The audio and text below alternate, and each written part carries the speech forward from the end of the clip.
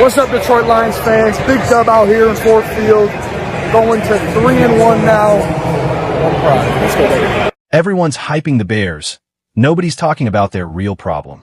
Every single football outlet in America right now wants to talk about the Chicago Bears. Caleb Williams this, Ben Johnson that, a brand new offense, a brand new era, a team supposedly ready to take over the NFC North. And look, we get it. There's a story there. But before everybody gets fully carried away with the Bears hype train, two separate national reports just dropped this week that should make you pump the brakes hard. And today on Detroit Scope, we're breaking down exactly what those reports say, why the Bears might be walking into a wall nobody's talking about. And then we're shifting into some genuinely exciting Detroit Lions news involving two of the most important offensive weapons on this entire roster. Let's start with the Bears because this is too good not to dig into.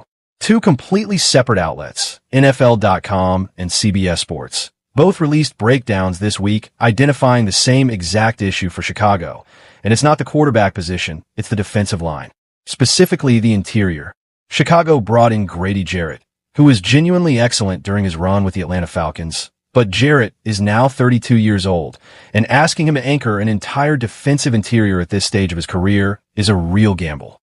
Behind him, the Bears rolled with Andrew Billings last season, and by every account, that experiment simply did not work. Chicago struggled mightily to stop the run and finished with the 6th lowest quarterback pressure rate in the entire league. That's not a small, forgivable weakness. That's a fundamental structural problem up front on defense. And here's the part that should really make Bears fans nervous. Instead of fixing it, the front office essentially replaced Billings with Gallimore, a player most defensive analysts would describe as equally average, and added a few depth pieces around him. In other words, by most honest evaluations, zero real improvement to the exact issue that was already dragging the team down. Now let's talk about why that defensive line problem matters so much more than people realize, because it connects directly to how the Bears actually won games last season. Chicago led the entire NFL in takeaways with 33, including 23 interceptions, and posted a jaw-dropping plus 22 turnover differential. That's an incredible number, and it's the single biggest reason Chicago's record looked as good as it did. But turnover differential is one of the most notoriously unstable stats in all of football. It swings wildly from year to year, and it rarely repeats itself at that level. And here's the kicker.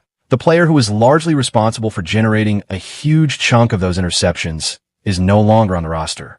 So the Bears are heading into 2026 with a defense that gave up 24 points a game, which ranked 23rd in the league, allowed 362 yards a game, which ranked 28th, gave up 6 yards a play and 5 yards a carry on the ground, finished 31st in pass rush win rate, 26th in run stop win rate, and recorded only 35 total sacks all season. Strip away the turnover luck, and what you're left with is a defense that was genuinely one of the worst units in football, propped up entirely by opportunistic takeaways that may not show up again this year. So where does that leave Caleb Williams and this whole Bears hype machine? Look, if Williams takes a legitimate leap in year 2 under Ben Johnson, if the offense becomes so explosive and so dynamic that it simply outscores everybody regardless of what the defense gives up, then fine, tip your cap, they're a problem.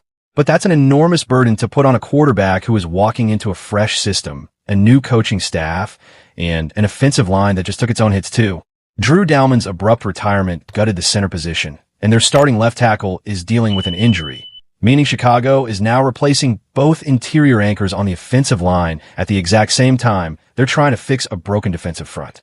Caleb Williams would need to be an absolute unicorn, playing out his mind every single week, just to drag this roster over the top of first-place schedule that includes plenty of adversity already built in. And let's be honest about the rest of the division while we're at it, because nobody in the NFC North is walking around fully healthy and problem-free. Green Bay is dealing with a real transition of their own, missing Micah Parsons off the edge, with Lucas Van Ness still failing to show he could be the answer as a pass rusher. The Packers are always going to be solid, always going to play everybody tough, but is anybody genuinely terrified of them right now? Not really.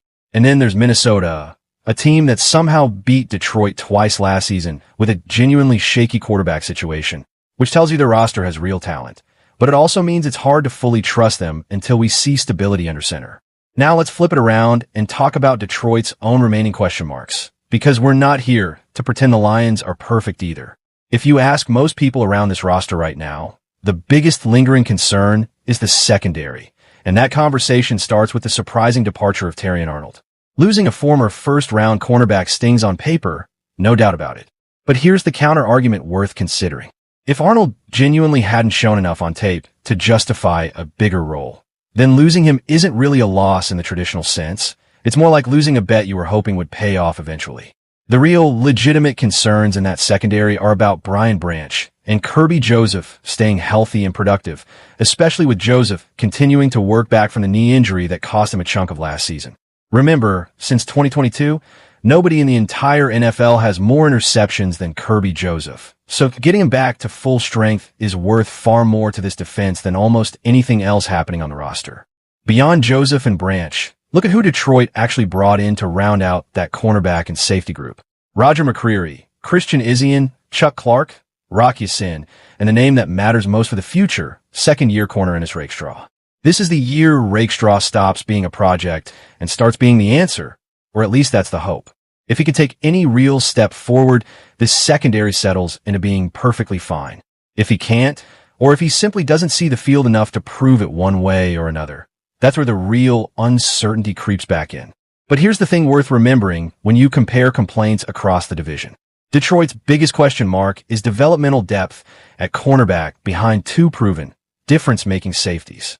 Chicago's biggest question mark is a defensive line that was historically bad at stopping the run and getting pressure, propped up by turnover luck that's already evaporating.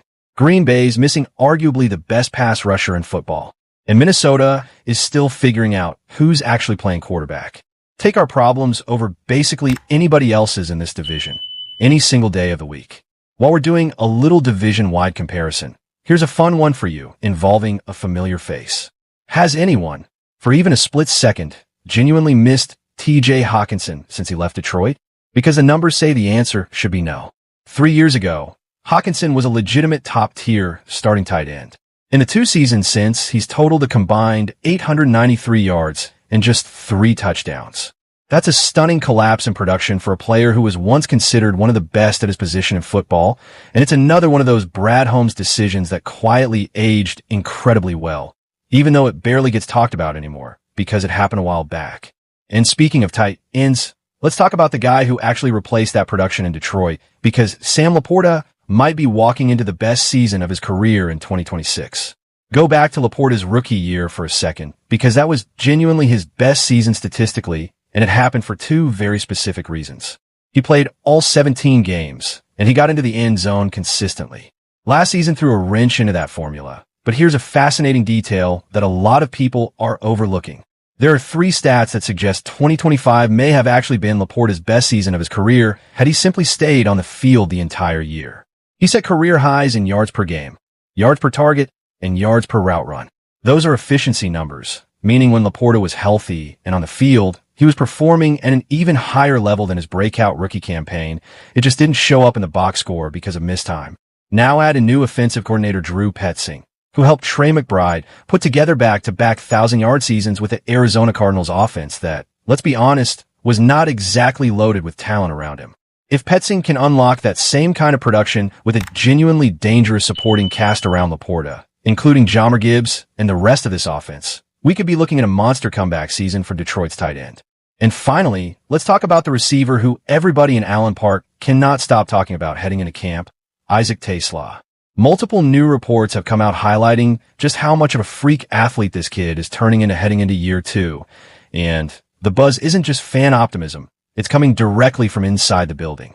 Wide receivers coach Scotty Montgomery has been raving about TeSlaa's transformation, specifically pointing out how much cleaner his route breaks have become and how much stronger he looks compared to where he started. Dan Campbell himself has said TeSlaa already feels like a veteran on this roster, which is an enormous compliment for a receiver who's only entering his 2nd professional season. As a rookie, TeSlaa appeared in all 17 games and scored 6 touchdowns on just 16 catches, an absurdly high touchdown rate that suggests real red zone instincts, even though an oblique injury limited his opportunities for a chunk of the year. Now, with Khalif Raymond gone in free agency, TeSlaa appears to be the frontrunner for a significantly expanded role as Detroit's 3rd wide receiver, working behind Amon-Ra, St. Brown, and Jameson Williams. Multiple national outlets are already naming him as one of the top breakout candidates in the entire NFL heading into this season. And if that quickness and separation ability translates the way the coaching staff clearly believes it will, that gives Jared Goff an even bigger, more dangerous window to throw the football into all season long. So here's where we land as training camp gets ready to open.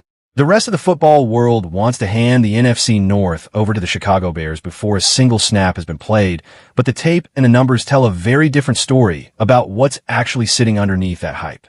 Detroit has real, identifiable question marks, mostly centered on developmental pieces in the secondary, but the difference makers at the top of that defense are proven, elite players who simply need to stay healthy. Meanwhile, the offense might be getting genuinely better, not worse, with Sam Laporta primed for a bounce-back season under a new coordinator with a proven track record, and Isaac Taslaw looking like one of the most exciting breakout candidates in the entire league. Bears fans can have their turnover luck and their unresolved offensive and defensive line questions. Lions fans will take our problems over theirs every single time. All right, that's where things stand across the NFC North heading into training camp. Drop a comment and let us know what's your most hated team in this division, and are you buying any of this Bears hype, or is it all smoke? And before you go, we here at Detroit Scope are working hard to hit 1,000 subscribers on this channel, and we genuinely cannot get there without you. If you're watching this and you haven't subscribed yet, please take 2 seconds and hit that button. It means everything to us and helps this channel keep growing all season long. Like this video if you enjoyed the breakdown, drop your thoughts below, and subscribe so you never miss another Detroit Lions story. We'll see you on the next one.